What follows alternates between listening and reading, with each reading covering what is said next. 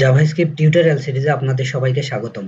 আজকের পর্বে আমরা যে বিষয়টি নিয়ে আলোচনা করব, কোথায় এবং কিভাবে এই জাভাস্ক্রিপ্ট ইউজ করা হয়, আজকে আমরা সেই বিষয়টি আলোচনা করব। ওয়েবে সবচেয়ে ব্যবহৃত এবং জনপ্রিয় তিনটা টেকনোলজি হচ্ছে এইচটিএমএল, সিএসএস এবং জাভাস্ক্রিপ্ট। সব ওয়েবসাইট আর ওয়েব অ্যাপ্লিকেশনে এই তিনটা থাকবেই, মানে বলা চলে এগুলো ওয়েবের মেন পাওয়ার। জাভাস্ক্রিপ্টে বিশাল লাইব্রেরি আর ফ্রেমওয়ার্ক এর সমাহার থাকায় সব ধরনের কাজ করা যায় এর মাধ্যমে। প্রধানত দুইভাবে জাভাস্ক্রিপ্টকে ওয়েবে ইউজ করা যায়। প্রথমত ক্লায়েন্ট সাইড এবং দ্বিতীয়ত সার্ভার সাইড।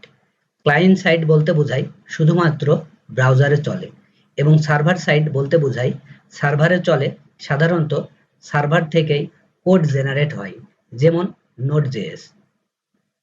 জাভাস্ক্রিপ্ট অনেক লাইটওয়েট, ক্রস প্ল্যাটফর্ম এবং অবজেক্ট ওরিয়েন্টেড প্রোগ্রামিং ল্যাঙ্গুয়েজ। এখন আমরা আসি লাইটওয়েট কথাটির অর্থ কি। লাইটওয়েট এই কথাটির অর্থ হচ্ছে জাভাস্ক্রিপ্ট মেশিনে খুব বেশি লোড নেয় না, আবার অনেক টেকনিকের কারণে অন্যান্য ল্যাঙ্গুয়েজ থেকে বেশ ফাস্ট এক্সিকিউট হয়। এখন আসি ক্রস প্ল্যাটফর্ম জিনিসটা কি। ক্রস প্ল্যাটফর্ম আপনাকে শুধুমাত্র একবার অ্যাপ্লিকেশন বানালে চলবে। এর জন্য আপনাকে কোনো অপারেটিং সিস্টেম যেমন ম্যাক না উইন্ডোজ না লিনাক্স না অন্য কিছুতেই আপনার অ্যাপ্লিকেশন চলবে সেটা ভাবার দরকার নাই। যেমন সব ওয়েবসাইট সব অপারেটিং সিস্টেম থেকে অ্যাক্সেস করতে পারি, তেমনি জাভাস্ক্রিপ্ট অ্যাপ্লিকেশনও সব অপারেটিং সিস্টেমে চলবে। এক একটা অপারেটিং সিস্টেমের জন্য এক একবার ডেভেলপ করার দরকার নাই। এবার আসি অবজেক্ট ওরিয়েন্টেডে। জাভাস্ক্রিপ্টে অলমোস্ট সব কিছুই অবজেক্ট। যেমন আপনি একটা অবজেক্ট, আপনার নাক, কান, নাম, গায়ের রং ইত্যাদি আছে, এগুলো সব আপনার অবজেক্টের প্রপার্টি। এই নিয়ে পরে বিস্তারিত আলোচনা করব। জাভাস্ক্রিপ্টে আছে বিশাল ফ্রেমওয়ার্কের সমাহার, তবে এটা নিয়ে ভাবার কোনো দরকার নাই। তবে বেশিরভাগ ফ্রেমওয়ার্কই এক এক কাজের জন্য। তাই আপনি যা করতে চাচ্ছেন সেটার সাথে যে ফ্রেমওয়ার্ক বেশি কাজে দিবে সেটা শিখে শুরু করুন। আর ফ্রেমওয়ার্ক কয়েকদিন পর পর আপডেট হয়, আউটডেটেড হয় এমন কিন্তু না। দেখুন, ভালো করে খেয়াল করে দেখুন, পপুলার ফ্রেমওয়ার্কগুলো মার্কেটে অনেক দিন ধরেই আছে এবং থাকবে। আপনার কাজ হচ্ছে প্রথমে জাভাস্ক্রিপ্টের বেসিক ES6 সহ শেষ করা, তারপর আপনি যে কোনো ফ্রেমওয়ার্ক শিখতে পারেন খুব সহজেই। আর আমি আগেও বলেছি, এখানে মূলত মেন কনসেপ্ট একই থাকে, তাই ফ্রেমওয়ার্ক সুইচ করতেও বেশি সময় লাগবে না। তাই আপনার জন্য ভালো হবে কোনটা ধরবো না ভেবে সোজা যে কোনো একটাই জাম্প করা। জাভাস্ক্রিপ্টের ফ্রেমওয়ার্ক ইউজ করার সুবিধা কি, এখন আমরা সে বিষয়টি জানবো। জাভাস্ক্রিপ্টের ফ্রেমওয়ার্ক ইউজ করে অনেক কাজ করা যায় এবং এর অনেকগুলো দিক আছে যে কারণে আপনি ইউজ করবেন বা বাকিরা করে। এক, সহজ। আপনার যে কাজ করতে বছর থেকে বছর চলে যেতে পারে সেগুলো ফ্রেমওয়ার্ক গুছিয়ে সহজ করে দেয়। সেক্ষেত্রে আপনার বিহাইন্ড দ্য সিনে অনেক কাজ করা লাগে না, অনেক কিছু রেডিমেড পাওয়া যায়। তাতে সুবিধা হলো বেসিক কাজগুলো না করে আপনি আপনার মেন আইডিয়াতে কাজ করতে পারবেন, আরো কমপ্লেক্স আইডিয়াতে সময় দিতে পারবেন, আরো ভালো লেভেলের অ্যাপ্লিকেশন বানাতে পারবেন। 2 নম্বর হচ্ছে সেফ। ডেভেলপার কমিউনিটি অনেক বিশাল হওয়ায় অলমোস্ট সব ধরনের বাগই ধরা পড়ে এবং ফিক্স করা হয়ে যায়। তাই পপুলার ফ্রেমওয়ার্কগুলো অনেকটাই সেফ। ডেভেলপার কমিউনিটি অন্যান্য ল্যাঙ্গুয়েজের সাথে তুলনা করে। 3 নম্বর হচ্ছে ওপেন সোর্স।